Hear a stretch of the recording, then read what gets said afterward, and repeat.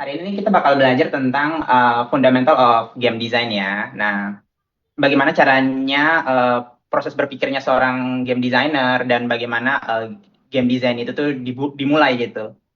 Itu teman-teman. Jadi ya saya harap dengan ilmu ini teman-teman jadi bisa punya gambaran ya. Kita tuh kalau mau mulai itu tuh mulainya dari mana Oke, gitu. oke, oke, baik ya Evan. Terima kasih. Itu dia teman-teman ya. Dari sini harusnya bisa terbayang ya teman-teman. Ini adalah tahap kita untuk merancang bukan cuma game, tapi juga pengalaman kita dalam membuat game.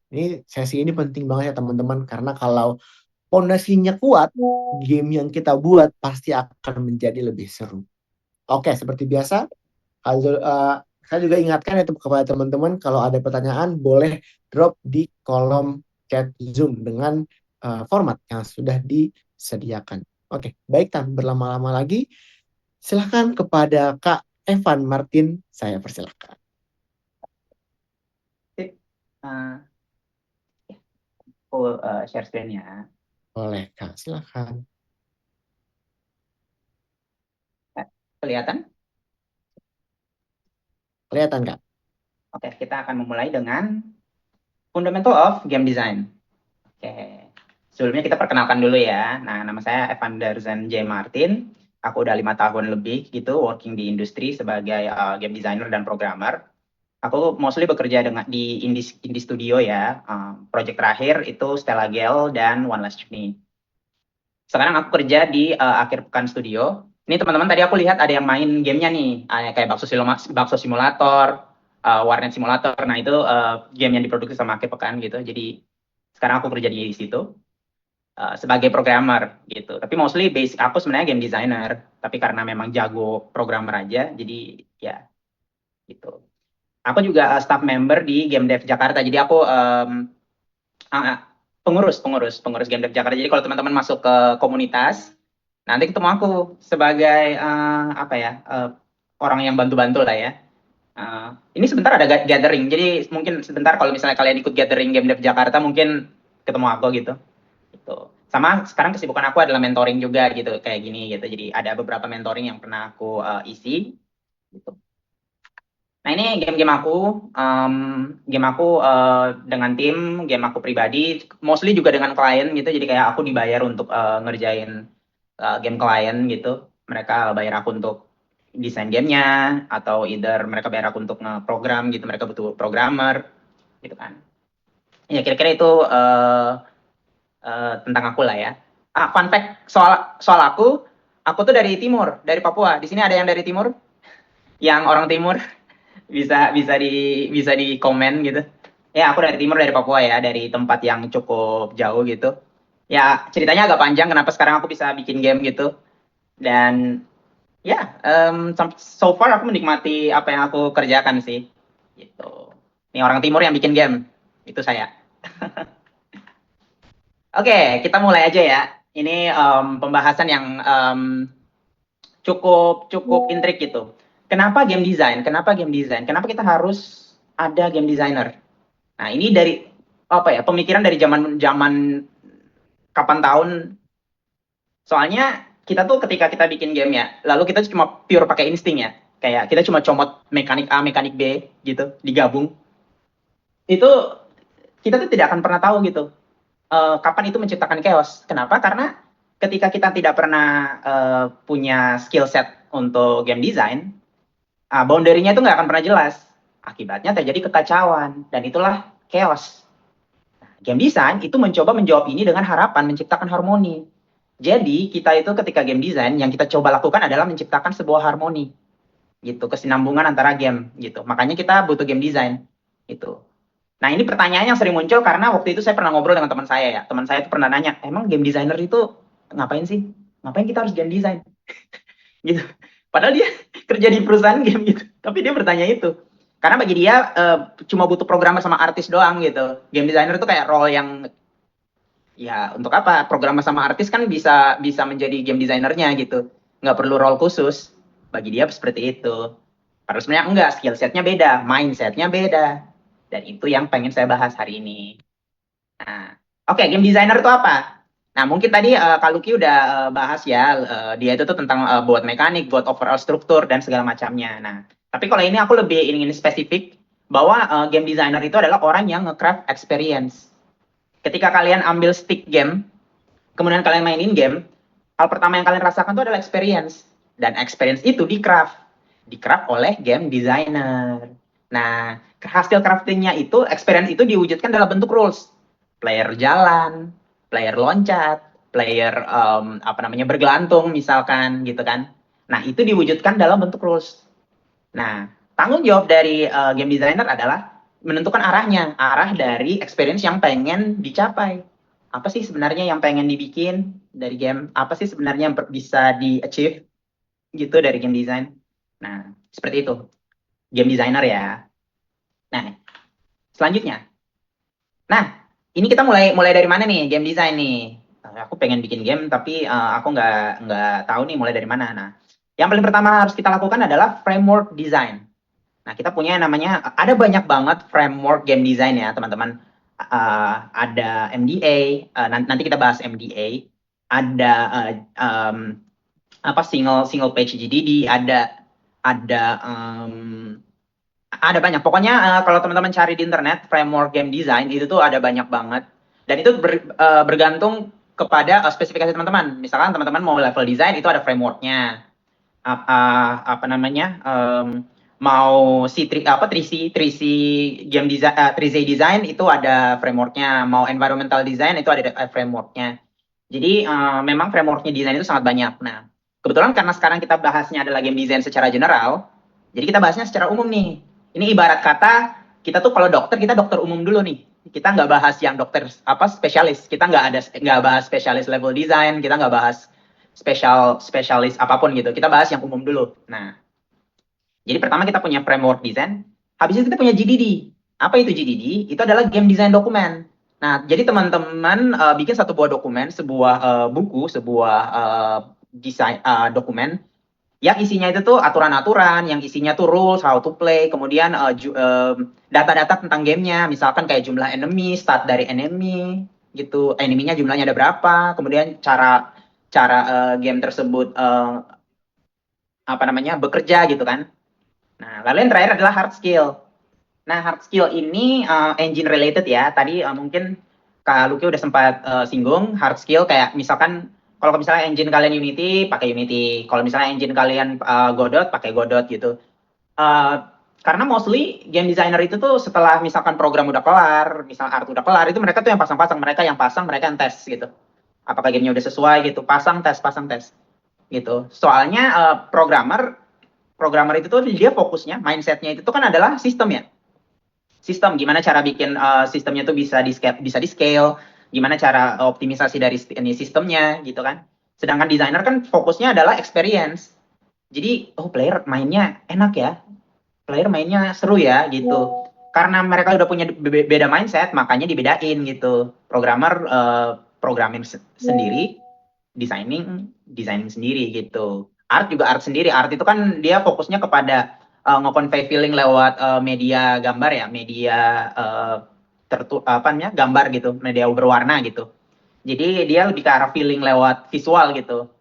Nah, kalau game design dia feeling lewat tindakan, lewat apa yang kita do, apa yang kita lakukan di game. Lalu feedback ke playernya apa gitu. Seperti itu. Nah, ini kita akan bahas tentang konsep dasar dari game design. Yang pertama kita bakal bahas gameplay atau core loop. Habis itu kita bakal bahas mengenai MDA framework, yaitu mechanics, dynamics, dan aesthetic. Lalu kita bakal bahas naratif dikit. Lalu UX ini mungkin punya keilmuan tersendiri. Aku nanti singkat aja gitu mengenai UX, maybe. Tapi kita bakal bahas mengenai gameplay. Karena sekarang kita fokusnya ke gameplay nih. Oke? Kita butuh core loop. Nah, core loop. Nah, semua game itu tuh punya core loop. Nah, core loop adalah perulangan tindakan yang dilakukan oleh player. Jadi sepanjang ini kalau misalnya kalian suka main game lalu ngelihat gamenya ya. Kalian tuh ini pikir-pikir ini loopnya apa ya? Loopnya apa ya? Most of the time itu pasti kelihatan jelas gitu loopnya gitu. Misalkan kayak kalian lari ambil koin, habis itu ke pintu untuk next gitu. Udah, itu loopnya gitu aja, lari, ambil koin, pergi ke pintu. Bukan koin sih, kunci misalnya. Lari, ambil kunci, pergi ke pintu. Habis itu udah level 1 kelar. Di level 2 lari, itu kuncinya ada di seberang, tetapi ada jurang. Jadi kita lewatin jurang, ambil kunci, masuk ke dalam pintu. Paham sampai sini? Kelihatan kan ada loopnya? Kira-kira gitu. Jadi sampai ending itu apa namanya? Selalu ada loop gitu. Gameplay itu tuh selalu dibalut dalam kesatuan game loop. Nah, ini contoh-contohnya nih. Misalnya sistem RPG ya, apa grinding, sistem grinding misalnya kita explore, kita fight, kita upgrade. Setelah upgrade kita ngapain lagi? Kita explore lagi, kita fight lagi, habis itu upgrade. Gitu. Ini nih loop sederhana ya untuk sistem action apa RPG misalkan. Iya, adventure misalkan. Nah, kemudian ini loop unik platform ini yang tadi saya bilang ya. Run, jump, dia kalahin musuh, run. Gitu. Jadi dia kayak cuma repeat doang platformer apa namanya untuk Mario, game Mario ya. Gitu. Ini sederhana banget, game loopnya cuma jalan apanya lari, lompat, ngalahin musuh, lari lagi. Habis itu ketemu musuh, lari sampai akhirnya nanti dia selamatkan putri ya, si Mario. Nah, ternyata loop itu tuh bisa saling gabung jadi kesatuan sistem kompleks gitu. Jadi player itu tuh tadi kan ini simple banget ya, jalan, loncat, ngalahin musuh, lari gitu. Nah, tapi sebenarnya loop itu tuh bisa digabung gitu. Jadi kayak misalkan dia lari, dia loncat bisa ngalahin musuhnya, habis itu dia bisa ngancurin bloknya, dia dapat koin atau dia dapat ini power up. Kalau dia bisa dapat power up, dia bisa ngalahin musuhnya lebih lebih cepat gitu.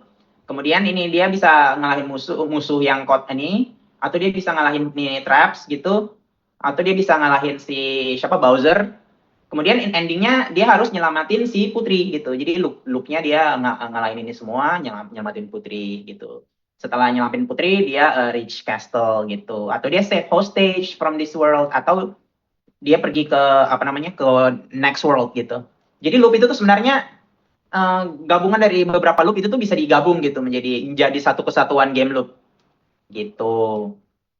Nah jadi kalau untuk teman-teman yang baru mulai, paling awal itu tuh sebenarnya saya sangat sarankan untuk mulai dengan satu loop dulu. Jadi kita tuh satu loop dulu, dia ke A, ke B, ke C, C ke A lagi gitu. Habis itu balik lagi gitu.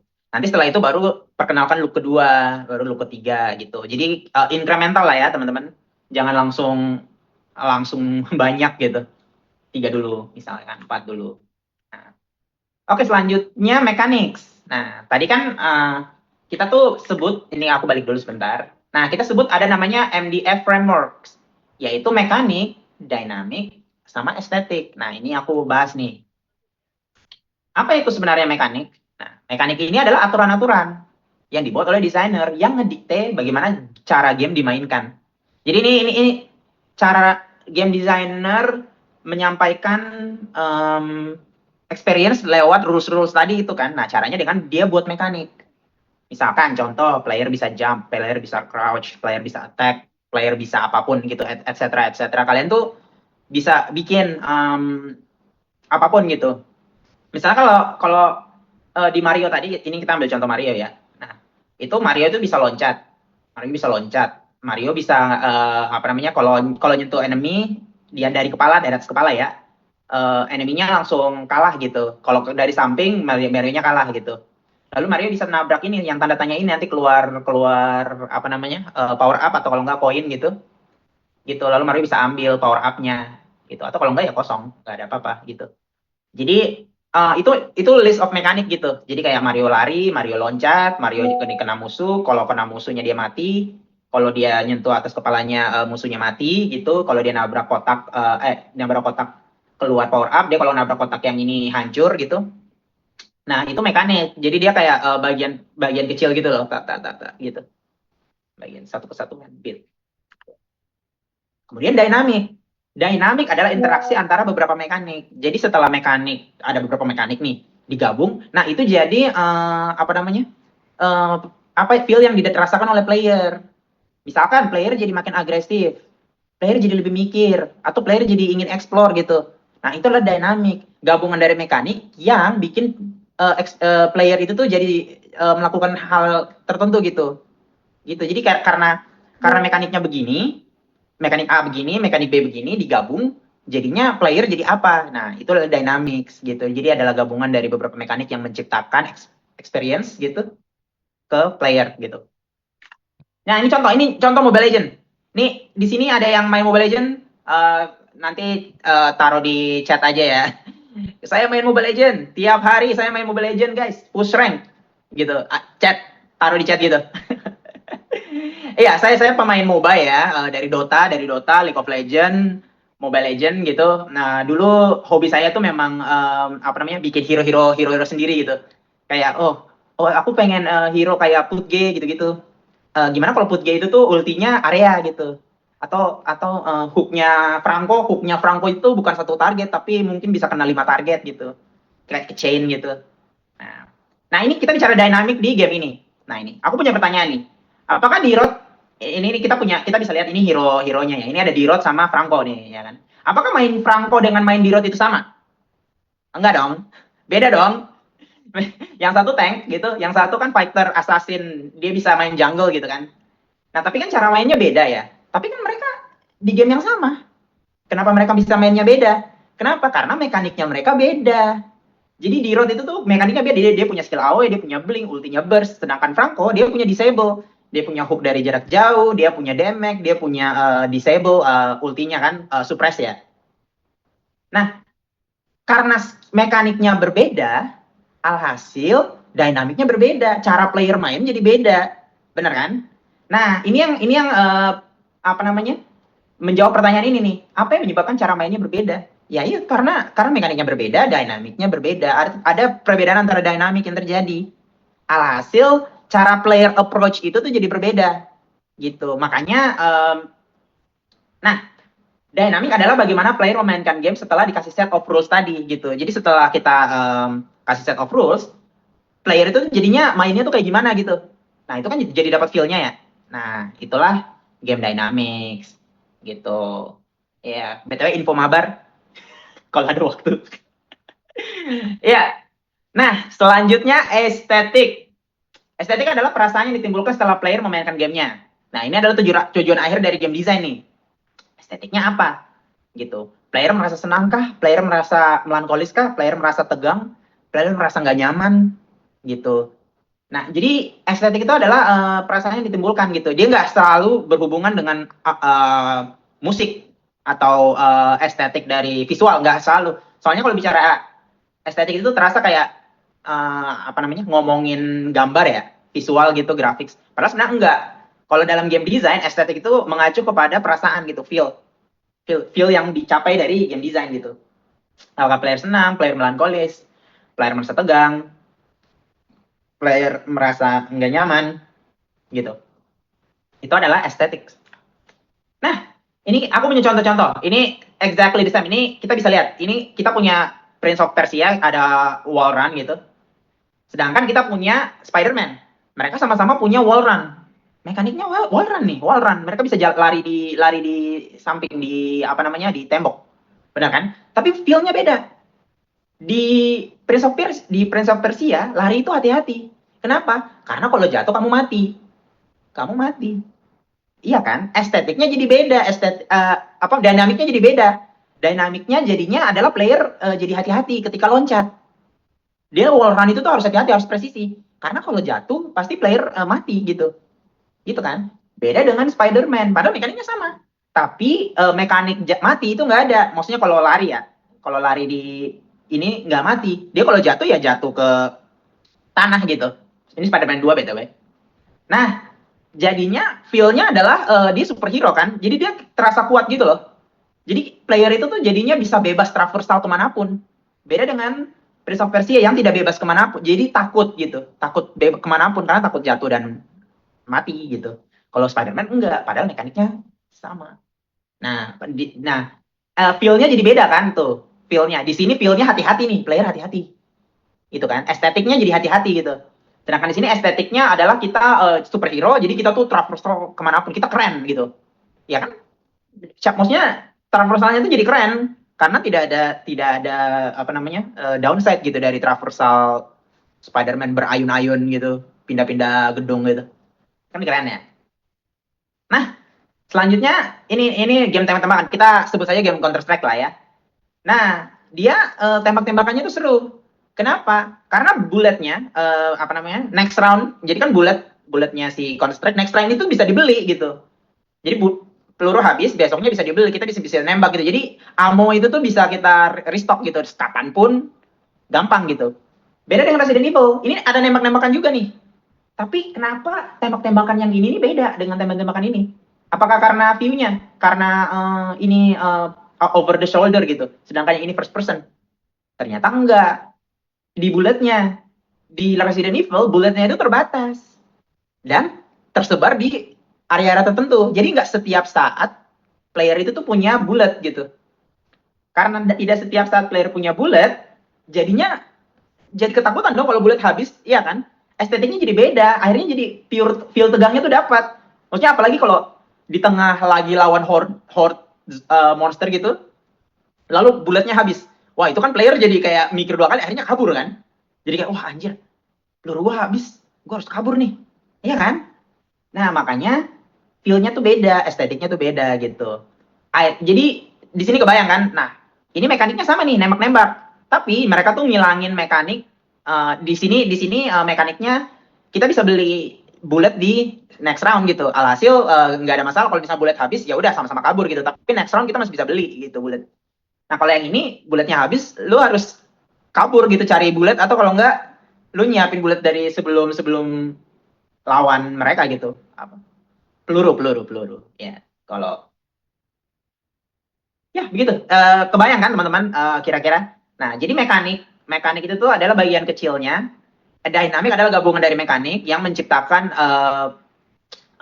tindakan dari player, sedangkan estetik adalah apa yang player rasakan gitu. Nah, dari racikan ini, MDA framework ini, mekanik, dynamic, dan estetik ini, harapannya adalah desainer mampu mengutarakan experience yang ingin ia sampaikan gitu. Nah, itu adalah fungsi dari MDA MDA framework gitu. Framework. BTW kalau teman-teman, ini mungkin aku sedikit kelewatan ya. Apa itu framework? Kalau misalnya teman-teman nggak tahu, framework itu tuh adalah kerangka berpikir, sebuah cara untuk kita mempunyai alur gitu. Bagaimana cara kita menstrukturisasi sesuatu yang terasa abstrak gitu. Itu kita pakai yang namanya framework. Di programming, ini karena aku backgroundnya juga programmer ya. Aku selain desainer, aku juga programmer gitu. Jadi memang bisa dibilang mirip-mirip lah ya framework programming sama framework designer. Cuma yang paling membedakan ya adalah tools yang dipakai aja sih, cara kita mengerjakannya aja sih. Itu. Nah, ini yang player lihat duluan nih. Nih, yang kita buat itu kan sebenarnya mekanik ya. Player buat tuh mekanik, menghasilkan dynamic, menciptakan estetik. Nah, tapi kalau player itu tuh dia ngerasain estetik dulu. Dia ngerasain feel-nya dulu. Dia lihat nih cuplikan game kalian gitu. Dia ngelihat game kalian gitu. Yang dia rasakan tuh feel-nya dulu. Baru setelah itu dynamic-nya, baru dia sadar ada mekaniknya gitu. Jadi ini apa ya, cara-cara kita sadar gitu akan game yang harus kita buat gitu. Jadi estetik itu adalah hal yang menjadi tujuan gitu. Apakah itu sesuai dengan vision yang kita mau gitu mengenai game desainnya. Kira-kira begitu ya. Kemudian naratif. Nah, konsep naratif ini nih di game itu tuh sedikit berbeda dari media lain kayak film atau animasi gitu. Sederhananya yang namanya game itu ada komponen interaktif yang memaksa orang terlibat langsung gitu. Nah, game itu kan dia tipe yang interaktif ya. Karena dia interaktif jadi ada hubungan antara player sama gamenya, sama objek yang dia konsumsi. Beda dengan film itu kan dia scripted. Kita nonton ya sampai habis gitu. Gitu kan kayak, wah ini film udah di 3 jam nggak habis-habis lagi gitu kan. Dia ngikutin alur cerita yang kita nggak suka lagi gitu kan. Jadi nggak ada interaktifnya gitu. Tapi kalau game itu tuh sebagai media naratif, dia punya interaktif. Kalian bebas memilih, kalian bisa mengatur apa namanya seberapa kuat kemampuan karakter kalian gitu. Nah itu bagaimana naratif dengan gameplay itu tuh bisa disatuin gitu. Nah ini yang yang takes ya, tidak semua game itu punya naratif kompleks. Tidak semua game itu punya naratif yang kompleks. Tapi game dengan naratif biasanya membuat orang jauh lebih peduli dengan gamenya. Gitu, biasanya. Makanya ada game yang memang dia itu tuh cuma naratifnya tuh superficial doang gitu. Kayak cuma, oh yang penting ada gitu. Gitu. Karena memang pure-nya ya gameplay. Ini nih aku kasih apa ya gambaran ya. Misalkan gini. Mobile Legend dah. Ini ada yang ikutin lore-nya nggak ini di sini? Ada yang ikutin lore-nya ini Franco ini siapa? Kan ada lore-nya ya. Di Rot ini siapa gitu. Most of the time kita kalau main kita nggak peduli. Ya emang nggak peduli. Maksudnya naratif itu emang ada, orang bikin orang jadi peduli memang. Bikin orang jadi lebih dekat gitu dengan karakternya. Tapi most of the time apakah apakah itu yang menjadi nilai jual? Kalau misalnya itu adalah kalau misalnya gameplay kalian adalah fokus ke game design, ke gameplay, ya udah fokus ke gameplay aja dulu. Nanti lore-nya itu tuh mengikuti, gitu. Naratifnya tuh mengikuti, gitu. Makanya naratif itu tuh sesuatu yang kita deskripsikan sendiri gitu di luar game design ya. Kemudian ini ada deskriptif yang menarik nih. Namanya Ludo Naratif Harmoni. Ludo itu artinya permainan, game dalam kasus ini. Naratif itu tuh adalah cerita naratif. Harmoni itu tuh adalah kesinambungan, keselarasan gitu.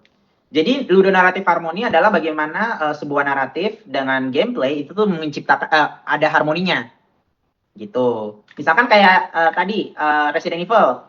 Nah, di sini kan ceritanya dia melawan zombie yang kuat ya. Akhirnya mekanik bulletnya itu ditahan supaya playernya itu tuh merasakan ketakutan. Nah, ini bisa dibilang ludohan naratif harmoni gitu. Karena Leon Leon Kennedy ini dia melawan zombie, jadi memang pelurunya itu dibatasi. Tapi dia bisa melawan nggak? Selain nembak, dia bisa melawan nggak? Bisa, dia bisa mukul. Dia bisa ambil senjata, bisa pakai pakai senjata mukul gitu, gitu. Tapi dia bisa lawan dengan banyak hal gitu. Jadi player dikasih opsi banyak hal untuk melawan zombie-zombie ini, tapi resource-nya terbatas. Nah, itu adalah harmonisasi antara cerita dengan game design gitu, gitu. Nah ini simple pertanyaan aja sih. Nih, apakah Tetris punya naratif?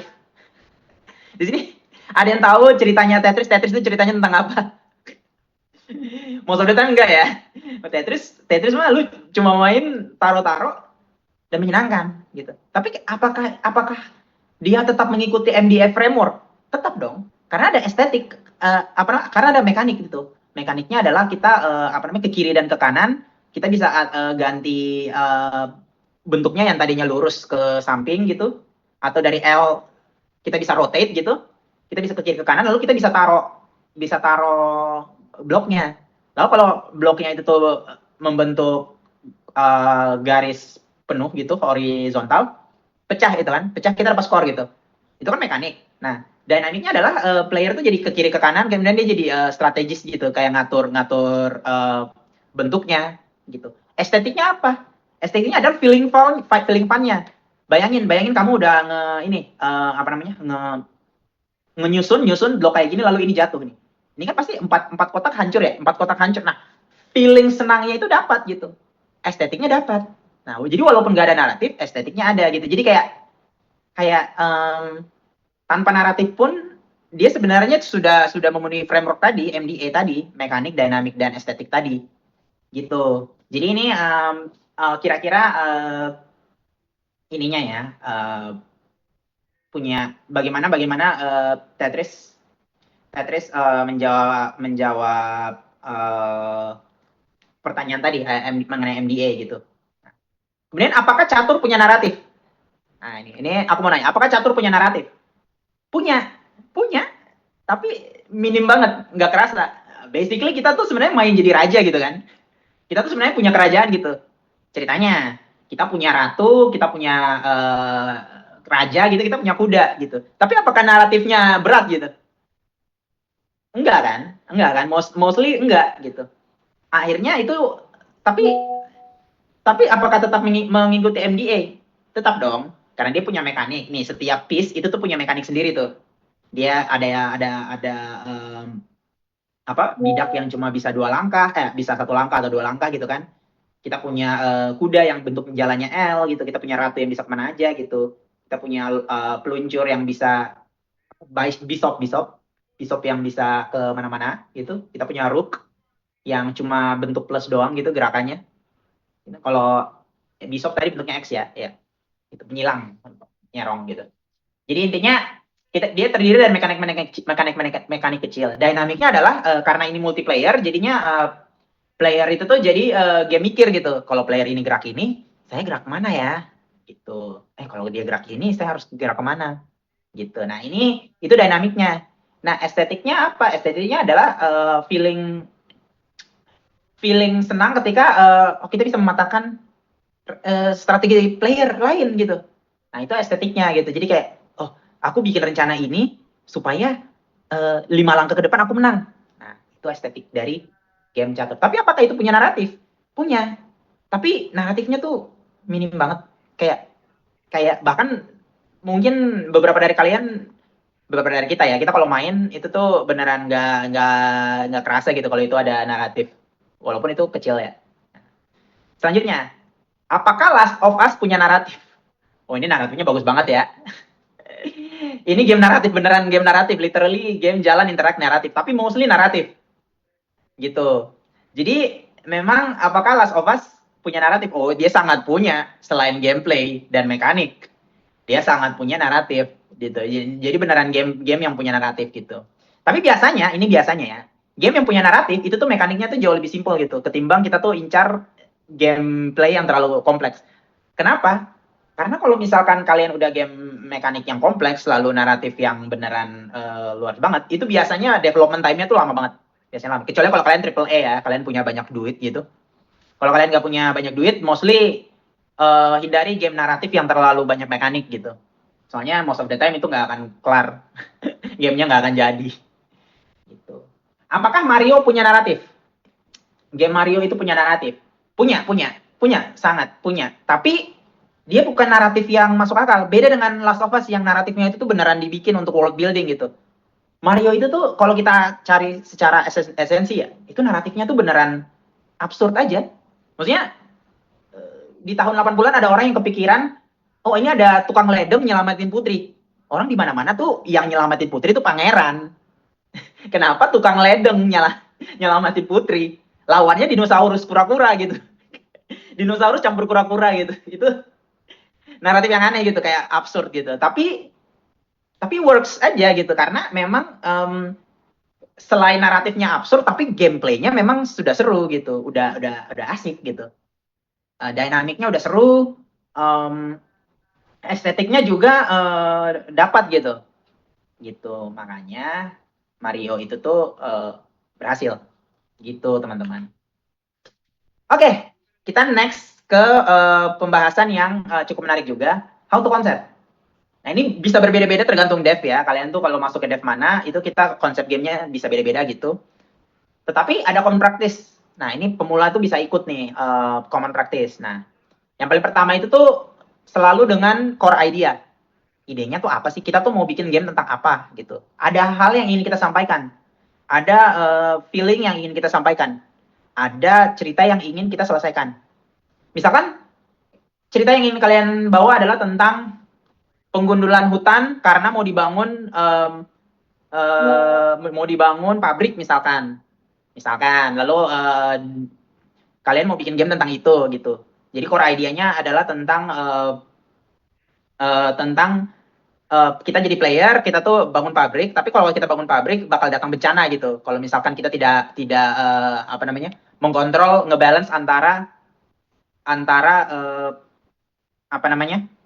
bagaimana cara sistemnya tuh bekerja gitu. Kayak misalnya pabriknya itu tuh punya bahannya itu kayu gitu. Lalu kayunya itu tuh kalau misalnya kita potong terlalu banyak jadi banjir. Misalkan kayak gitu. Nah, itu jadi selalu mulai dengan core idea. Mulai dengan teman-teman itu mau bikin apa, kuatnya di mana gitu.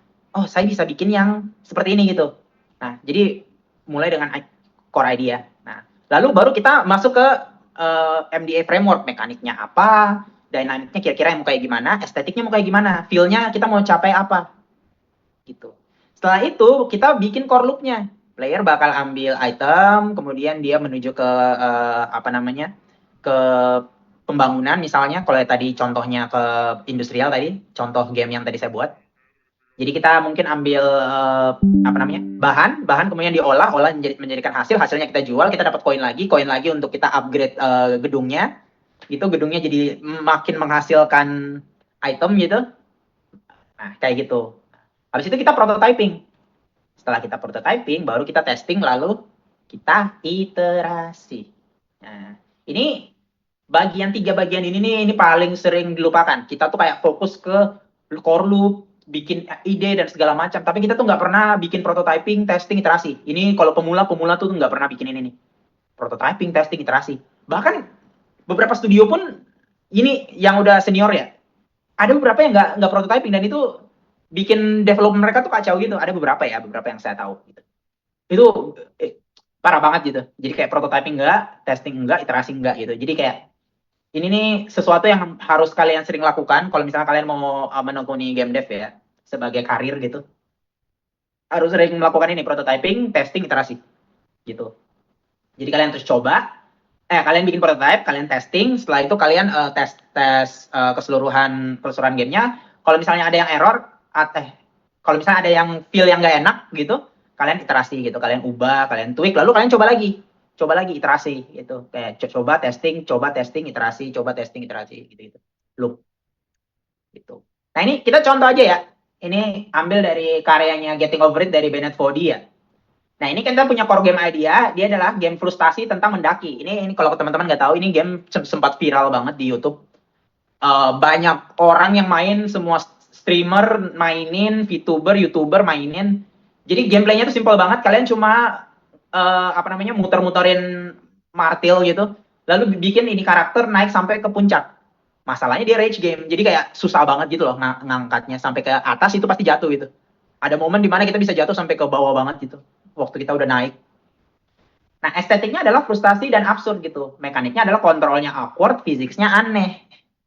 Gitu. Nah, ini prototipe awalnya tuh cuma hammer sama physics doang. Dia kayak cuma kotak doang gitu. Bahkan ini sebenarnya ada develop sebelumnya gitu, itu cuma bullet doang gitu. Cuma kapsul doang, kemudian di hammernya diputar-putar gitu. Tapi feel-nya udah dapet. Nah, ini yang penting nih. Feel-nya tuh udah dapet. Tujuan prototyping itu tuh supaya feel-nya itu tuh dapet gitu, teman-teman. Jadi sebelum kita masuk full development, kita udah dapat feel-nya, lalu kita udah bisa dapat konsepnya, kita udah bisa go, kita udah yakin bahwa oh ini game bakal bagus nih gitu. Gitu. Itu baru kita dapat feel-nya. Nah, ini yang teman-teman desainer harus pikirkan nih. Paper prototyping is a thing gitu. Kalian tuh nggak harus coding untuk dapat feel, untuk dapat estetik, dapat segala macam, nggak harus. Kertas aja juga bisa gitu ini. Kertas digambar, digunting, kemudian kalian atur gitu. Kemudian oh ini player gerakan, ini kalau diserang, oh ini dia bakal kena damage, lalu darahnya berkurang gitu. Oh, ini bisa. Paper prototyping is a thing gitu. Di sini juga kalian tuh kayak bisa ngatur gitu, kayak oh ini UI-nya kayak gini, ini kayak misalnya ini kontrol misalnya kalau pakai thumb ya. Ini kalian bisa pencet tombol skill 1, skill 2, skill 3, kemudian ini mungkin princess yang harus kalian tolong. Di sini ada UI map-nya kayak gini, kemudian ini inventory, ini keuangan, UI dan segala macam. Jadi kalian tuh bisa ngedesain langsung di kertas tanpa engine sebenarnya ya. Dan itu penting karena kita bisa langsung dapat feel-nya gitu. Misalnya kalian bikin game kartu, kalian bisa langsung layout game kartunya gitu, kemudian kayak kalian bisa langsung mainin kartunya, apakah feeling dari aturan kartu ini nih menyenangkan gitu atau udah enak gitu. Gitu. Jadi sebenarnya nggak usah langsung ke engine juga nggak ada masalah gitu. Kita paper prototyping juga is a thing gitu. Gitu teman-teman. Jadi sebenarnya ini yang penting teman-teman ingat tuh ini how to concept ya. Kita mulai dari mana? Kita mulai dari core idea, kita buat MDA framework, kemudian kita bikin core loop, baru setelah itu prototyping. Ini mungkin aku lupa taruh di PPT-nya, mungkin nanti aku lengkapin. Tapi sebenarnya setelah itu yang paling utama itu setelah itu kalian bikin GDD ya teman-teman. Game Design Document. Nah ini Game Design Document. Jadi itu semua tuh dirangkum ke dalam sebuah dokumen di mana teman-teman itu tuh punya urutannya gitu, kayak overview gamenya seperti apa, mekaniknya apa, kemudian target audiensnya siapa, estetiknya apa, dinamiknya apa, keseluruhan apa game yang kalian tiru apa gitu, kayak oh kalian aku niru game ini sama game ini gitu. Jadi ini itu semua ditaruh di ini game design dokumen teman-teman, dibikin dokumen di komen khusus gitu. Jadi jangan lupa untuk bikin GDD ya teman-teman. Ya seperti itu kira-kira. Jadi ekspektasinya yang teman-teman bikin duluan tuh core idea dulu, bikin frameworknya, habis itu tentukan core loop-nya gimana, habis itu bikin prototyping, testing, lalu iterasi. Kira-kira begitu. Dan, nah ini, common mistake. Common mistake, ini saya sering banget ketemu. Ini mistake ini nih sering ketemu bahkan setelah kita udah senior pun, kita kayak udah jago banget bikin itu kayak, kadang tuh ada mistake-mistake kecil yang sering kita lakukan gitu. Nah ini common mistake yang sering saya temukan ya. Ini pertama kita langsung mikirin story besar gitu kayak, story-nya itu tentang tokoh utama menyelamatkan dunia, dia harus menyelamatkan putrinya diculik sama penjahat, lalu penjahatnya itu tuh ternyata punya ayahnya itu tuh ternyata ibu dari si putri, lalu putrinya itu tuh ternyata adik dari si tokoh utama, kemudian terlalu banyak badabing badabung, terlalu meledak kepala gitu. Jangan teman-teman, langsung mikirin story besar, jangan. Pikirkan yang kecil dulu. Oke, jangan langsung story besar. Terlalu banyak fitur, jangan. Core loop, paling utama itu bikin satu core loop dulu. Tentukan fitur dari core loop tersebut, apa-apa aja yang penting. Misalkan, butuh health bar. Oh ya, butuh health bar. Oh, butuh player bisa loncat. Player bisa loncat. Butuh player bisa nyerang nggak? Player bisa nyerang, gitu. Apakah player punya precision platforming, gitu? Punya, berarti kan dia punya ledge grab gitu, dia punya coyote jump gitu, dia punya dash jump gitu, kayak loncat lalu dash gitu. Jadi jangan terlalu banyak feature gitu. Cukup satu feature aja, nggak usah terlalu di-expand terlalu banyak gitu. Yang terakhir, yang ketiga itu fokus ke grafik dulu. Ini juga kayak kita pengen grafik yang bagus, yang realis banget gitu. Padahal most of the time juga nggak semua game itu grafiknya bagus. Maksudnya Undertale juga sukses-sukses aja dengan game grafik yang biasa aja gitu. Ya Mario juga sukses di zaman itu dengan fitur grafik yang biasa-biasa aja gitu. Game Mario game jadul sih, tapi game zaman sekarang juga banyak yang bagus walaupun dengan grafik yang tidak realis, tidak grafik fidelity gitu. Jadi untuk teman-teman yang sering bilang, grafik itu tuh harus bagus, harus 3D. Well, nggak semua game yang bagus harus grafik bagus gitu. Nggak harus grafiknya bagus. Jadi kalau kata saya sih fokus ke gameplay dulu ya teman-teman. Fokus ke gameplaynya dulu. Nanti baru kita tambahin yang bagusnya tuh dengan apa gitu. Kalau misalnya mau tambahin yang bikin dia appeal-nya dengan grafik, baru kita tambahin dengan appeal-nya dengan grafik. Gitu. Yang terakhir ini nih nggak pernah prototyping. Nah ini kesalahan teman-teman. Sepertinya HP saya.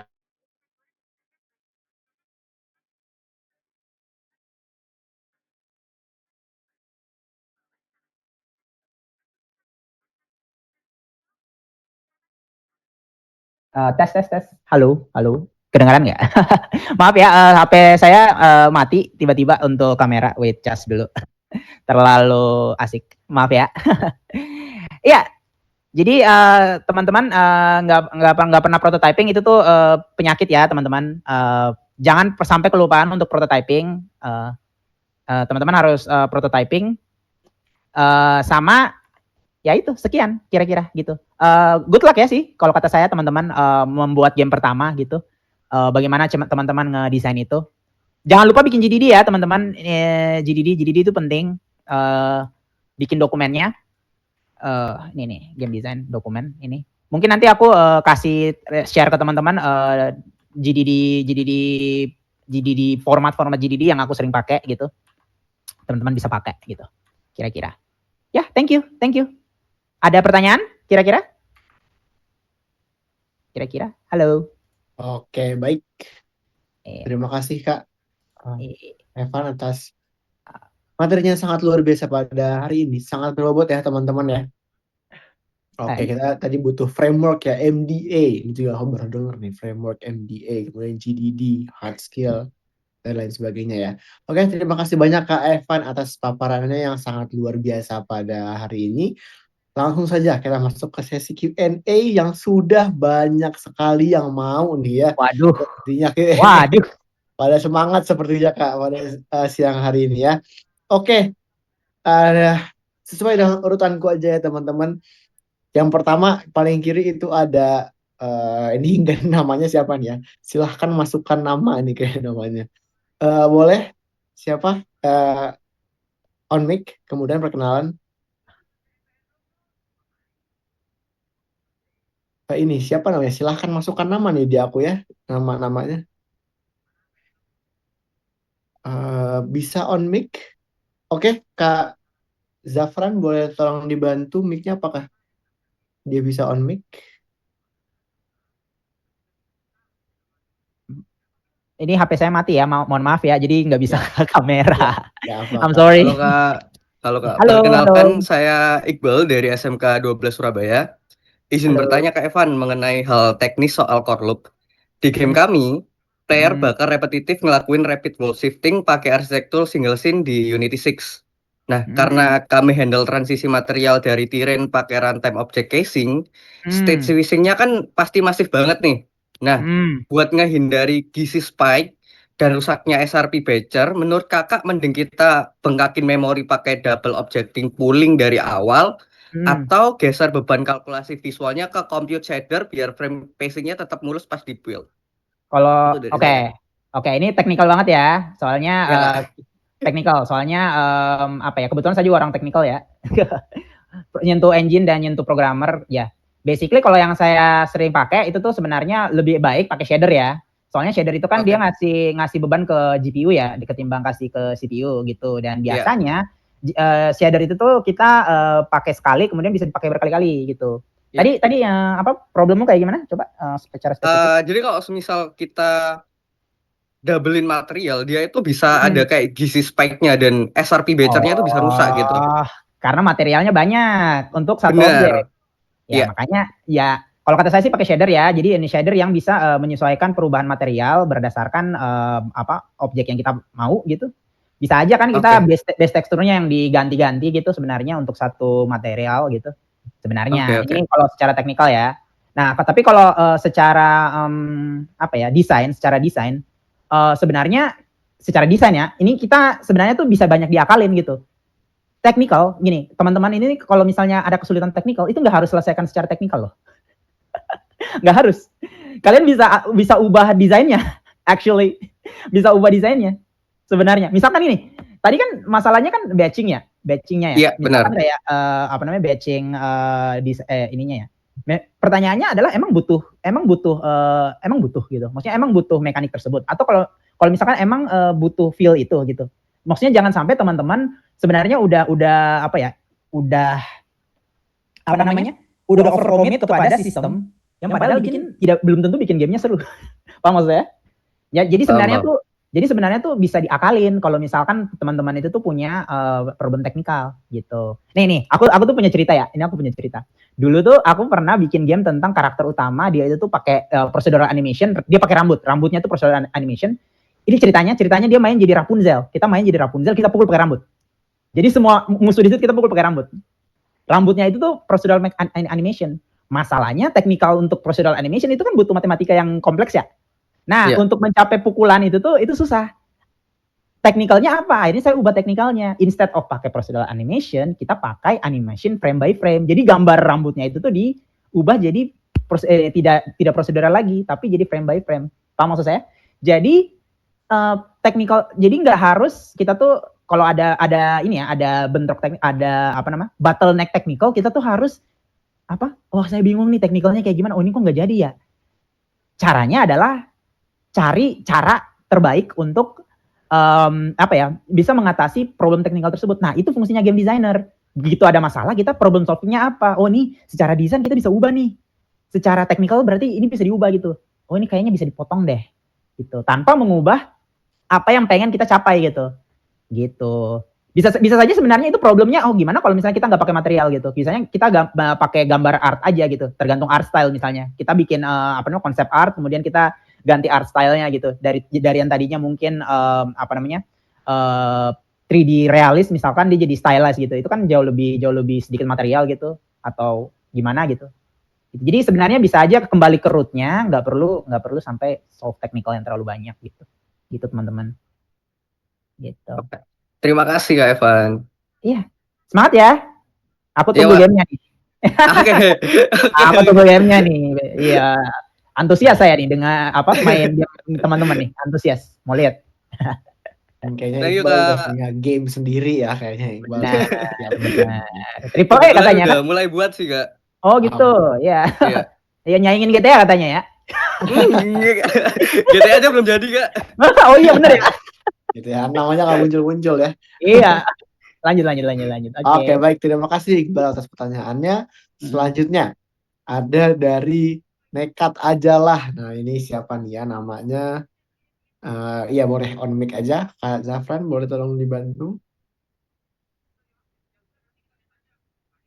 Bisa on mic? Oke. Dari Jeremy Vanko ya. Boleh, silahkan ajukan pertanyaannya.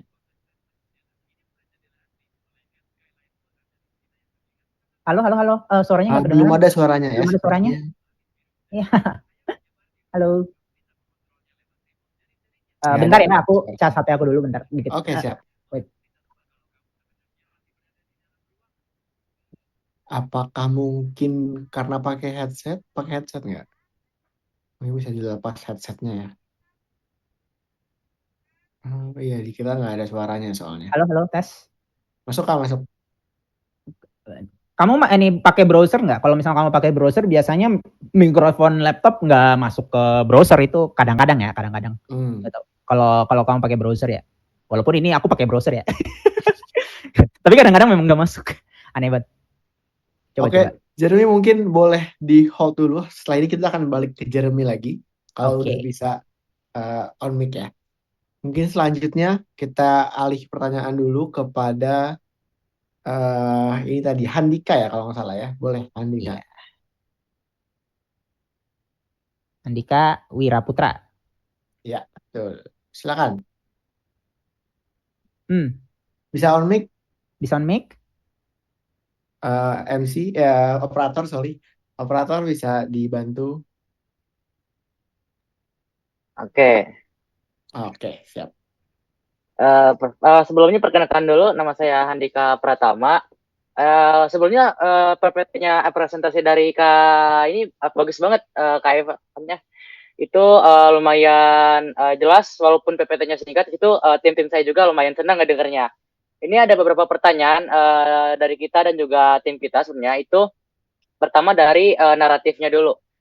Dari naratif kita ingin mempertanyakan dari balancing-nya. Kan di situ Kak Evan sempat menjelaskan dari segi dynamic, ada juga estetik dan juga core mekaniknya juga kan.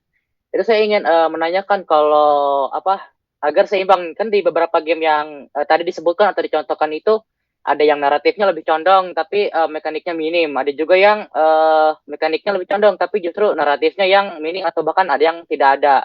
Lalu pertanyaan yang lainnya juga untuk ini, sebenarnya saya ingin menggunakan procedural generation buat Tyrant Builder-nya. Itu ingin menanyakan itu beberapa tips biar si Tyrant-nya itu tidak terlalu kosong, atau intinya, dan juga agar nyambung sama si core loop sama si naratifnya juga ke depannya. Kalau bisa ada saran sih, itu doang. Baik. Oke, kita jawab satu-satu. Ini kayaknya ada beberapa pertanyaannya. Yang pertama adalah nentuin naratif. Maksudnya gimana caranya nentuin beban antara naratif dengan gameplay gitu. Ya kan? Jawabannya adalah tergantung target marketnya sih sebenarnya teman-teman. Kita kan bikin game untuk seseorang maininnya. Ini karena sekarang topiknya adalah game design, jadi aku mungkin nggak bahas tentang kita tuh bikin game untuk siapa gitu. Soalnya itu entirely different framework lagi tuh. Itu cara berpikirnya beda lagi tuh. Kita mau bikin game untuk siapa? Mungkin nanti PJI bisa kasih sesi sendiri gitu. Intinya gini, gimana cara kita menentukan apakah itu game yang fokus ke naratif atau fokus ke game design gitu. Caranya adalah balik kepada siapa target audience kita gitu. Tidak semua orang itu tuh menyukai game yang seperti Elden Ring. Saya contohnya, saya kurang suka yang kayak Elden Ring ya, yang Souls-like susah gitu, saya kurang suka. Tapi saya suka God of War. Karena sinematik, bagus, story-nya mantap gitu. Jadi ada titik di mana orang-orang itu tuh ada yang suka game seperti ini dan ada orang yang nggak suka game seperti ini. gitu. Ada yang sukanya tuh naratif banget. Ada orang yang suka game naratif, pure naratif kayak visual novel, semua visual novel. Kalian kalau main visual novel gitu, kayak dengan Rompa, kayak Ace Attorney, kayak Doki Doki Literature Club, kalau kalian suka yang kayak gitu. Tapi maksud aku adalah kalau misalkan gamenya seperti itu, nah karena marketnya seperti itu, artinya kalian tidak perlu kayak ngide gitu kayak saya mau ngincar game yang naratif, pencinta naratif, tapi kalian bikin gameplay heavy. Kayak ada dodge, ada loncat, ada segala macam, tapi naratifnya naratif heavy gitu. Ya saya maksudnya incar marketnya itu naratif heavy. Kalian incar para penyuka ini apa namanya? Penyuka visual novel tapi mekaniknya adalah tembak-tembakan, itu kan kayak kalian ciptakan hal yang tidak relevan untuk orang yang tidak butuh gitu, kayak mereka nggak butuh game naratif, game tembak-tembakan, mereka butuh game naratif gitu. Nah dari situ berarti kan kita bisa lihat nih, misalnya kayak Last of Us tadi ya kan, Last of Us itu kan dibikin untuk orang yang pengen menikmati dunianya, mereka tuh punya naratif yang memang pengen disampaikan gitu, lalu itu dicapai dengan sebuah mekanik yang menarik gitu di Last of Us gitu kan. Nah beda dengan misalkan Balatro, kalau main Balatro atau main catur ya yang paling gampang lah ya diingat gitu.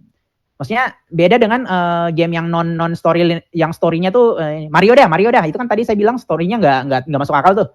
Maksudnya dibanding Prince of Persia sama Mario deh. Mario itu kan sama-sama platforming ya, Prince of Persia jadul ya, sama-sama platforming. Tapi yang satu naratifnya tuh bagus banget tuh. Ada putri diculik penjahat gitu di atas tower, lalu kita jadi pangeran untuk nyelamatin itu putri. Gitu. Itu kan naratifnya ini bagus ya. Nah, maksudnya sinambung ya, berkesinambungan ya kan, ludonaratif harmoni ya. Sedangkan si Mario itu tuh nggak terlalu mementingkan itu gitu. Kenapa? Karena Mario itu fokus kepada elemen loncat, jump fun-nya, serunya gitu. Sedangkan si Prince of Persia, walaupun dia punya elemen yang sama, tapi mereka lebih fokus kepada combat yang jauh lebih fluid, yang lebih realis gitu. Cerita yang jauh lebih dekat dengan orang gitu. Makanya kalau misalnya pertanyaannya adalah gimana cara menentukan game naratif dengan game design, gimana caranya menentukan mendekatkan keduanya, gimana cara menentukan mana yang lebih diunggulkan, ya kembali kepada target market. Teman-teman mau siapa yang main gamenya. Kalau kepada orang naratif, fokus ke naratifnya. Gameplaynya dikecilin aja, disempitin aja gitu, nggak usah terlalu kompleks gitu. Tapi kalau misalnya fokusnya kepada gameplay, ya naratifnya nggak ada masalah. Kalau misalkan dia abstrak, nggak ada masalah naratifnya abstrak gitu. Ya game seperti Tetris juga tidak ada naratif, tapi orang masih main sampai sekarang gitu. Block Blast, siapa yang main Block Blast di sini? Nah itu kan tidak ada naratif di situ, tapi orang main ya karena memang gameplaynya udah solid gitu, feel-nya tuh udah enak, estetiknya tuh udah dapat gitu, jadi nggak perlu naratif yang terlalu gimana gitu. Jadi ya, tadi ada satu pertanyaan lagi ya soal procedural generation ya. Nah itu topik menarik tuh. Soalnya aku kan waktu itu lead programmernya ya, waktu untuk bikin procedural generation itu. Nah tapi kalau procedural generation yang aku pakai itu procedural generation procedural animation jatuhnya, bukan procedural generation. Procedural generation itu kan dia basically bikin sesuatu, dia nge-generate sesuatu, tetapi dengan set of rules tertentu, kita udah tentukan rules-nya apa, dia generate otomatis dunianya gitu kan, kayak di Minecraft, kayak di sistem game tertentu gitu. Di beberapa game tertentu juga pakai sistem kayak gitu. Procedural generation. Tapi saya kurang tahu yang mana aja, tapi biasanya pakai Roblox. Nah, kamu pelajari yang namanya ini aku lupa. Perlin noise generation by Perlin noise. Nah, itu teknik yang paling sering dipakai. Basically kita tuh tidak rules untuk ngeciptain areanya itu tuh tidak pernah pakai satu set rules tertentu. Nah, kita sebenarnya kalau kamu mau pakai lebih matematikal, ini karena saya orang teknikal jadi nerd banget nih kalau soal matematik ya. Ya ini kalian kalau mau bikin game yang tipenya kayak gitu, procedural, generation, roguelite yang pakai random, itu tuh matematika dan statistical banget tuh. Itu heavy banget. Jadi teman-teman harus siap, jangan bilang benci matematika. Kalian sebagai game designer harus paham betul matematikanya di balik itu. Gitu. Makanya itu ada namanya Perlin noise, generate map by Perlin noise kalau nggak salah. Kalian bisa baca, cari referensinya di internet, bisa cari di Wikipedia kalau kalian mau. Cari di jurnal apapun, ini udah kayak bikin. Itu kalau nggak salah yang pakai bit 01 kan, yang Perlin noise tuh, kalau nggak salah. Oh iya. Iya, yang benar. Kan? Iya, Ya. 001. Nah, 001. Nah, 0 sampai 1 itu kan punya value tertentu ya. Ini saya nggak ingin teknikal terlalu banyak karena saya juga lupa-lupa ya. Tapi intinya dari 0 sampai 1 kalau misalnya 0,5 dia value dia tingginya semana, 0,1 tingginya semana. Alhasil tercipta generation. Misalkan kalau misalnya 0,5 itu warnanya biru jadi air gitu misalkan. Kalau 1 itu jadi gunung tinggi gitu. Itu kan itu terserah kalian gitu. Nah, saran saya kalau pemula mending hindari yang kayak gitu deh. Mending hindari. Karena itu math heavy banget. Bikin dari satu level yang kalian bisa. Kalian nggak mungkin bisa, bukan nggak mungkin bisa, tapi mungkin tidak dalam jangka waktu PJI ini. Nggak mungkin 3 hari kalian kuasai itu. Nggak mungkin seminggu kalian kuasai itu. Kalau kata saya mending scrap dulu lah. belum waktunya. Bisa, tapi belum waktunya. Suatu saat pasti bisa, tapi tidak sekarang. Gitu. Kalau kata saya. Tapi kalau mau paksa juga nggak ada masalah sih, paksa aja. Tapi apakah dalam waktu PJI bisa gitu? Saya rasa belum tentu ya. Gitu teman-teman. Oke, makasih Kak atas jawabannya. Ya. Oke, baik. Handika sudah terjawab ya. Terima kasih juga atas pertanyaannya. Selanjutnya di sini di kolom chat udah mulai ada beberapa pertanyaan juga. Mari kita beralih ke yang bertanya di kolom chat. Itu ada Wira dari Smas Pancabudi. Apakah bisa on mic, Wira? Ini kamu ya, on ini. Yang SMA swasta Pancabudi ya. Oke. Boleh on mic bisa? Atau bisa dibantu oleh operator? Halo, Oke, silakan. kenalkan nama saya Wiranata Dewi Guna, saya dari SMA Swasta Pancabudi Medan. Saya ingin bertanya, bagaimana cara menciptakan pengalaman emosional yang kuat dalam sebuah game sehingga pemain tidak hanya bermain untuk menang, tetapi juga merasa terhubung dengan cerita, karakter, atau dunia yang dibuat dengan cerita yang singkat. Bagaimana? Oke. Pertanyaannya adalah gimana cara menciptakan ludonarrative harmoni tersebut. Benar? Benar. Ini kebetulan karena aku sendiri ini sering banget bikin game. Ini kalau teman-teman nggak tahu, aku lagi dalam proses bikin 100 game ya. Aku lagi dalam proses bikin 100 game dalam in my lifetime gitu. Jadi aku setiap hari bikin game pendek. Nah, di situ aku belajar tentang gimana caranya berpikir untuk selalu menciptakan game mekanik di tengah naratif pendek gitu. Nah, itu bisa diambil dari manapun. Misalnya nih, aku punya game tentang tokoh utamanya itu Gagu. Dia itu tuh kalau mau ngomong tuh susah. Kenapa? Karena banyak yang terjadi dalam pikirannya. Tapi orang yang udah ngomong itu udah berlalu gitu. Udah kayak kamu boleh bantu aku nggak? Gitu kan? Tapi karena dia mau bilang bantu tapi nggak bisa kan? Akhirnya orang itu pergi gitu. Nah, mekaniknya apa? Mekaniknya adalah ini KPA. Jadi kita harus pencet tombol secepat mungkin sebelum waktu timer tuh habis. Gitu. Kalau misalnya timernya habis, orangnya berlalu gitu, nggak jadi gitu. Nah, itu hal-hal sederhana yang bisa kita jadikan game. Nah, gimana caranya supaya kita tuh bisa menciptakan harmoni dari naratif? Paling pertama itu sebenarnya kita harus punya banyak list mekanik. Kita harus punya banyak list mekanik. Mekanik itu kan ada banyak ya. Di semua game itu punya mekanik. Kalian tuh harus punya banyak list mekanik. Apakah kita mau menceritakan, nih, tadi kan saya bilang tentang cerita tentang orang yang nggak bisa ngomong ya kan, yang susah ngomong gitu kan. Apakah itu butuh mekanik jalan WASD? Most of the time nggak butuh. Saya cuma butuh gue ngomong doang kan. Dia ngomong dengan si A, tapi susah ngomong, ganti ngomong gitu. Jadi most of the time sebenarnya kalian tuh harus hanya butuh list of mekanik. Nah, jadi saran saya banyak main game. Tadi kayaknya Kak Luki sempat bilang ya, banyak main game. Itu benar banget, kalian banyakin main game supaya kalian tuh punya referensi game. Bukan sebagai game mekanik juga, tapi referensi untuk referensi visual, referensi estetik, referensi dinamik gitu-gitu. Dari situ kalian tuh bisa temukan dalam tanda kutip feel-nya gitu, gamenya gitu. Sama ini emosional, gimana caranya itu menjadi sesuatu yang emosional. Nah, emosional itu tuh yang kayak gimana? Nah, ini kalau kata saya sih, apakah emosional itu harus yang menangis doang? Tidak harus kan? Tidak harus. Emosional tuh gak harus yang menangis, emosional tuh yang senang juga itu emosional, terharu juga emosional, takut itu juga emosional, benci, marah itu juga emosional. Gitu. Jadi kalau pertanyaannya adalah emosional yang kamu maksud adalah emosional yang sedih, well, emosional yang sedih mungkin jauh lebih banyak ya. Itu mungkin jauh lebih sulit ya, karena kan itu kayak klimaks dari sesuatu yang sedih gitu. Kayak itu kan cerita sedih, kita representasi dengan orang yang sedih dengan cara yang apa gitu kan.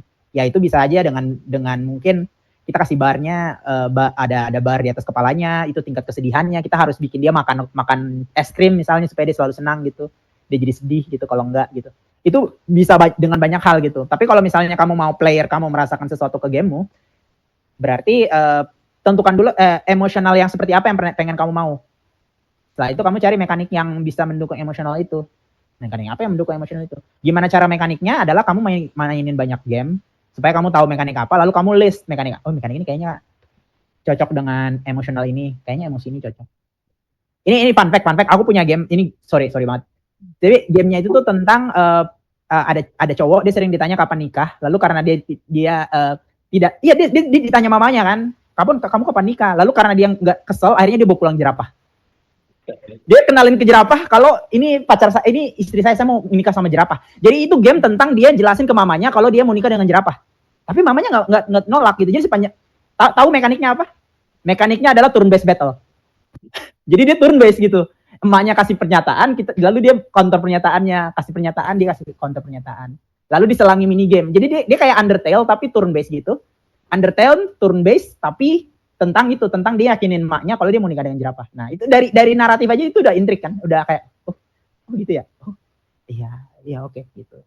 Gitu. Jadi sebenarnya tidak harus emosional itu tuh nggak harus yang sedih-sedih, nggak harus yang sedih-sedih gitu. Tapi kita merasakan sesuatu gitu ketika kita, bahkan dari kita bikin gamenya aja kita udah rasain sesuatu. Kalau kamu bikin gamenya kamu tidak merasakan apa-apa, berarti itu belum emosional. Belum se-emosional itu. Tapi kalau kamu waktu bikin kamu sudah merasakan sesuatu, berarti itu udah cukup emosional. Dah, gitu aja sih. Ya, paham? Paham. Kasih atas penjelasannya. Ya, terjawab kan? Yes. Semoga membantu ya. Aku tunggu gamenya. Oke. Guys. Iya. Oke, terima kasih Wira atas pertanyaannya. Selanjutnya masih ada ya. Semangat nih Kak, nanya-nanya terus nih Kak. Wah, panas banget. Semangat banget ya anak-anak ini jadi game designer. Gila. Betul. Iya. Ada dari SMAN 4 Bekasi. Wah, jauhnya Bekasi. Bekasi ya. Bekasi luar Indonesia. Lanjut. Sangat jauh. Langsung. Ya, ini Zildan R bisa dibantu untuk on mic. Sepertinya yang aman enggak ini ya. Boleh dibantu untuk mengaktifkan mic-nya. Dan setelah ini Jeremy mungkin bisa siap-siap ya. Kak Zafran, operator, boleh tolong dibantu yang aman enggak itu ya. Oke. Boleh, silakan.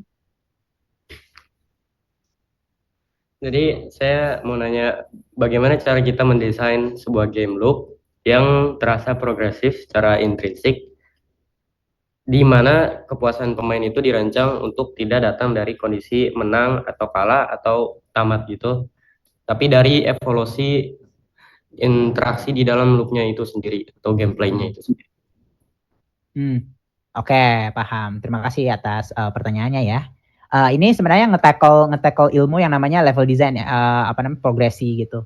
Progresi, level design gitu-gitu. Itu tuh paling banyak di level designing ya, teman-teman. Kalau bicara kepada progresi gitu. Sebenarnya nggak harus level design juga sih, sistem design juga sama gitu, ekonomi design juga sama gitu. Itu ada yang namanya progresi dalam progresi dan regresi gitu. Player kehilangan sesuatu kalau apa, player mendapatkan sesuatu kalau apa gitu. Nah, pertanyaannya kan tadi adalah mana tadi yang kayaknya tadi ada ditulis ya.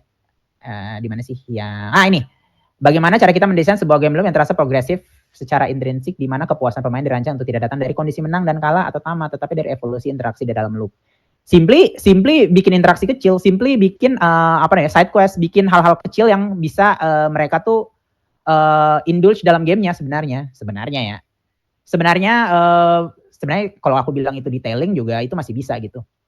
Yang paling terasa sih per loopnya.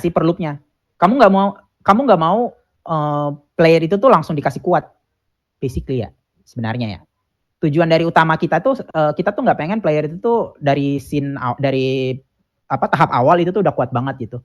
Atau knowledge itu tuh jangan sampai ditransfer langsung. Misalkan kalau kamu bikin game puzzle itu tuh jangan pernah jangan pernah kasih player itu langsung di chapter level 1 itu tuh langsung puzzle yang susah. Pastinya bertahap. Perkenalan, nah ini yang menarik. Perkenalan, tiga tahap awal, 3 scene awal itu adalah tutorial. 5 sisanya itu baru challenge sesungguhnya. Gitu. Itu biasa rumus yang biasa saya pakai kayak 3 awal itu tutorial, sisanya itu tuh seterusnya gitu. Jadi kayak misalkan jadi tidak pernah ada momen di mana player itu langsung dapat gitu. Langsung dapat ini kalau kita bicara level design ya, secara misal kalau gamenya kalian tuh bukan RPG atau economic base ya. Gitu. Jadi progresnya itu tuh didesain berdasarkan levelnya, berdasarkan bagiannya, areanya gitu.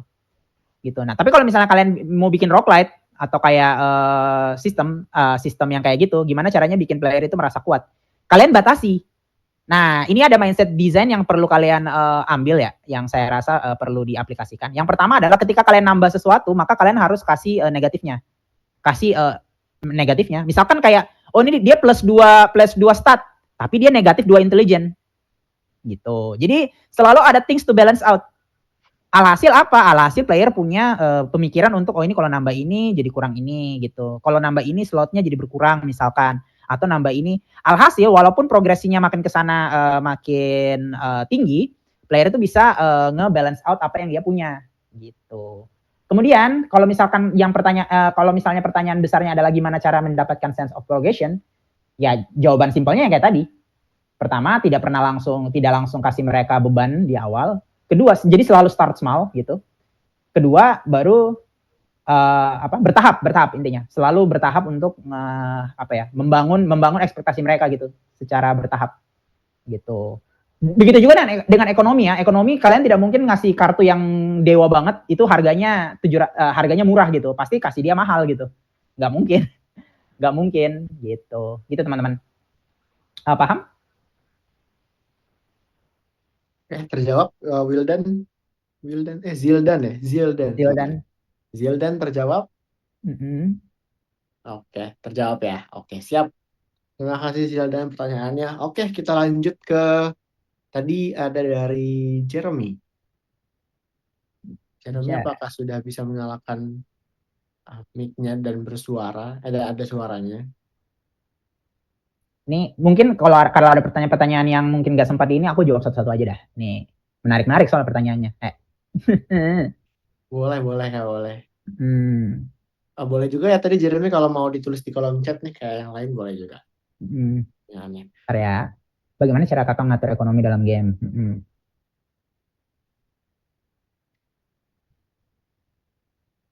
Oke.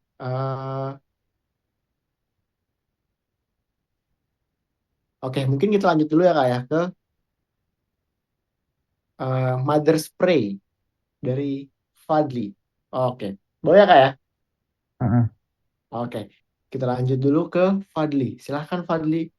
Pertanyaannya. Oke, baik. Terima kasih Kak sudah memberi saya waktu buat bertanya. Sebelumnya saya mau tanya tadi kan kakaknya itu ada mention salah satu common mistake ya, yang tertulis jangan mikir story yang berlebihan dulu. Nah, nanti di game saya itu nanti fokusnya itu ke naratif. Jadi saya mencoba untuk memikirkan story-nya yang jelas. Nah, menurut kakak kesalahan seperti apa yang dimaksud di PPT tadi yang mengenai memikirkan story yang berlebihan? Oke. Story yang berlebihan itu tuh adalah ketika kamu tuh udah punya story berlebihan, kamu punya mekanik yang terlalu banyak juga sebenarnya. Jadi kalau misalkan fokusmu adalah game naratif, ya fokus aja ke game naratif, nggak usah ke game mekanik yang terlalu gimana-gimananya gitu. Kalau misalkan BTW nih game naratif yang kamu mau kayak gimana? Visual novel kah? Atau point and click jalan point and click? Kayak Space for the Unbound kan basically game naratif diisi mekanik kecil-kecilan kan? Jadi di game saya nanti itu kayak ada semi visual novel, terus habis itu ada pixelnya, kayak Space for the Unbound. Oke, ini Space Body Unbound. Saya rasa sih masih dalam ini ya, masih dalam jangkauan ya kalau misalkan kamu masih apa namanya bikin dia naratif yang oke. Tapi, nah ini aku nih pernah kerjain project naratif ya. Ini nih apa ya? Ini mungkin sedikit nasihat, sedikit apa gitu. Itu agak repot. Ini hal yang paling kalian repot di naratif itu adalah ini directing kayak cut, ini nge-cut kayak posisi. Soalnya naskah itu bagus, tapi begitu dimasukin di gameplay itu tuh belum tentu sebagus naskah. Belum tentu sebagus naskah. Oh, ini kita harus cut ini. Itu sama kayak ini kita nulis komedi, tahu nggak sih? Nulis komedi itu tuh kayak kayaknya lucu deh. Ini kalau kita bikin beat ini kayak nulis apa namanya? stand up komedi, kayaknya kalau kita maju penonton bakal ketawa deh. Kenyataannya nggak ketawa. Kan kayak gitu. Jadi bikin naratif itu kayak game naratif ya, pure naratif itu susahnya tuh di apa permainan kamera misalnya kalau game kalian 3D kan, atau kalau 2D juga ada permainan kamera sih. Tapi ya poin saya adalah itu akan sangat sulit di situ dan bakal lama di situ. Iterasi di situ pasti bakal lama, kayak oh ini saya harus ini di bagian sini nih harus pasang audio nih, di bagian sini harus pasang apa namanya? Oh, yang kayak gini nih kayak ini. Kayak ini bagian naratif ini nih harus apa namanya?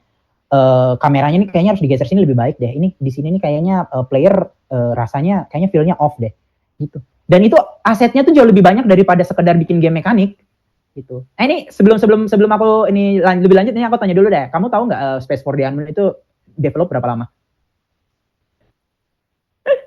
Kamu tahu nggak Space for the Unknown develop berapa lama? Itu 8 tahun, bro. 8 tahun untuk sebagus itu. Which is artinya kita bisa kasih benchmark nih. Kamu kalau sebagus itu, berarti kamu butuh 8 tahun tuh. Itu karena setoge apa namanya?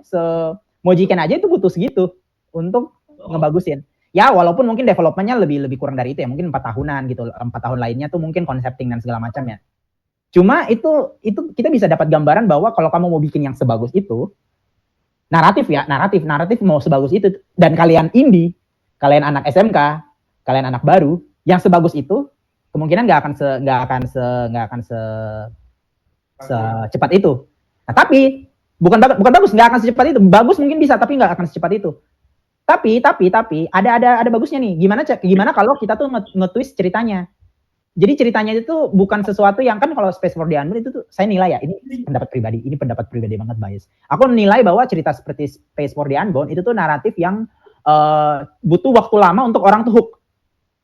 Iya, karena kan hook pertama itu kan visual, hook kedua kan baru jalan cerita kan. Nah, jadi yang pertama bisa kalian lakukan adalah pertama itu hook dulu secara visual, hook secara cerita. Nah, ceritanya ini nih kalau Space for the Unbound itu tuh cerita yang butuh waktu lama gitu. Kita butuh waktu kayak ini 1 jam, 2 jam gitu. Kayak bahkan 30 menit main dulu baru ke hook gitu. Gimana kalau ceritanya itu tuh 10 menit awal udah langsung nge-hook. 10 menit awal tuh langsung nge-hook aja gitu. Cerita yang bisa dipakai untuk nge-hook gitu. Jadi gimana caranya kalian tuh ngolah sesuatu yang ceritanya dengan cerita yang sama. Misalnya kalian punya cerita yang sekarang nih. Ceritanya sama, tapi kalian olah di scene awalnya itu tuh langsung nge-hook gitu. Dan bisa diselesaikan dalam beberapa menit gitu. Game naratif ada kok yang pendek. Kayak Firewatch pendek 2 jam doang, 3 jam doang. Itu game naratif ada kok yang pendek gitu. Jadi kalian nggak harus yang kayak Space for the Unbound gitu. Kayak ya, saya ngambilnya tuh ada yang dari game Until Dawn, itu juga bagus. Until Dawn. Until Dawn juga itu developnya lama coy. Iya, tapi oke. Aku main masalahnya. Saya ngambil sebagian dari situ. Aku main Until Dawn masalahnya. Until Dawn Space for the Unbound aku main. Jadi kayak ya. Dan ini masalahnya biasanya kalau pemula ya. Biasanya tuh kita kan nih termotivasi untuk bikin game sesuai dengan apa yang kita lihat ya. Ya kan? Kita lihat kita main Elden Ring, kita pengen bikin kayak Elden Ring gitu. Kita main Space for the Unbound. Nah, tapi yang paling sering kita miss itu tuh adalah kita tuh ngambil mekanik-mekanik. Kita berpikir bahwa itu kita ambil mekanik A dan B, kemudian tidak apa ya? Tapi tanpa tahu bahwa esensi dari gamenya tuh sebenarnya bukan mekanik itu. Gitu. Jangan sampai kalian tuh berpikir bahwa saya ngambil mekanik ini, misalnya di Space for the Unbound apa mekanik itu space dive misalnya ya kan, ada space dive kalau nggak salah, bisa masuk ke dalam mimpi gitu. Kita ambil masuk ke dalam mimpi, habis itu udah gamenya kelar gitu. Sebenarnya enggak sesimpel itu, karena dynamics-nya apakah ini berubah gitu dengan estetik kalian gitu. Apakah itu jadi berubah? Apakah itu jadi ini tumpang tindih gitu? Most of the time pasti tumpang tindih gitu. Nih, aku kasih tahu ya, game yang sama di-develop oleh 2 orang yang berbeda, itu gamenya jadi beda. Pasti jadi beda. Gitu. Makanya tujuan kalian sekarang adalah walaupun memang bikin yang seperti Space for the Unbound, nggak ada masalah, nggak apa-apa kalian niru banget, nggak apa-apa. Tapi apa ya? Karena in the end yang membedakan itu pasti eksekusi kalian sebagai anak-anak yang baru mulai itu pasti akan sangat berbeda. Gitu. Pasti akan sangat berbeda. Dari cerita, dari gambar, dari skill kalian yang bisa bikin gitu, itu pasti sangat berbeda. Gitu. Makanya secara naratif, kalau aku bilang sih naratif itu tuh bukan sesuatu yang mudah ya. Hanya karena itu gamenya tidak ada mekanik tuh, cuma naratif doang. Oh tidak dong. itu bahkan bisa dibilang lebih lama daripada cuma game mekanik. Lebih cepat bikin Tetris. Game yang tipenya kayak Tetris daripada bikin game kayak Last of Us atau kayak Space for the Unbound. Lebih cepat bikin game kayak apa namanya? Kayak Block Blast. Lebih cepat, sekali bikin kelar kan, nggak ada naratif, nggak ada ngapa-ngapain, lebih cepat bikin kayak gitu. Toh di Play Store juga ini 100 juta download, iya kan? Gitu. Jadi naratif itu harus hati-hati teman-teman. Nggak ada masalah kalian bikin naratif, tapi itu memang harus hati-hati. Ini dari pengalaman aku udah berapa tahun, 3 tahun, 4 tahun bikin game naratif ya. Jadi kayak ya capek. Semangat game naratif. Aku tunggu ini naratif apa yang kalian bikin nih. Ya, pokoknya nanti aku spill dikit ya. Pokoknya nanti itu naratifnya tuh ada sedikit kehilangannya, ada sedikit hilang-hilang ya. Ya. Boleh lah. Kayak kan kalau di Space for the Unbound itu kan ada kehilangannya kan ya pasti. Iya, benar. Yang Until Dawn juga kehilangan, tapi juga. itu kayak ada takdirnya gitu loh. Mengikat dengan takdir. Nah, itu nanti aku ngambil story-nya itu sebagian dari situ. Oh iya. Asal jangan kegedean scoop-nya aja sih. Saya rasa sih kalian bisa ngemitigasi scoop-nya dari awal. Maksudnya kalau naratif itu kan kalau misalnya kalian pilih game naratif biasanya naratif itu kan mengikat gameplay ya biasanya. Kayak karena kan ada ludo naratif harmoni. Kalian mengincar harmoni kan antara game design dengan naratif kan. Jadi itu memang biasanya problem banget. Jadi saya rasa jangan sampai ya. Itu harus diperhatikan banget tuh. Jangan sampai kelewatan. Gitu. Iya, silakan. Makasih Kak. Iya. Oke. Terima kasih Fadli atas pertanyaannya. Dan sayang sekali Kak Evan, kita sudah berada di penghujung. Udah berakhir ya? Hari ini ya sudah. Ya. Padahal masih mau jawab-jawab. Iya, boleh mungkin ya kalau ada yang mau bertanya di kolom chat nanti mungkin Kak Evan bisa bantu jawab satu persatu ya. Oke, aku jawab satu ya. Tidak keberatan Kak tentunya. Oh tentu dong. Saya sangat suka mahasiswa anak-anak yang antusias. Let's go. Iya, oke siap. Oke teman-teman, itu tadi pemaparan yang super lengkap dari Kak Evan. Sekarang teman-teman udah punya bekal awal nih ya. Setelah tadi sesi 1 tentang gambarannya dan sesi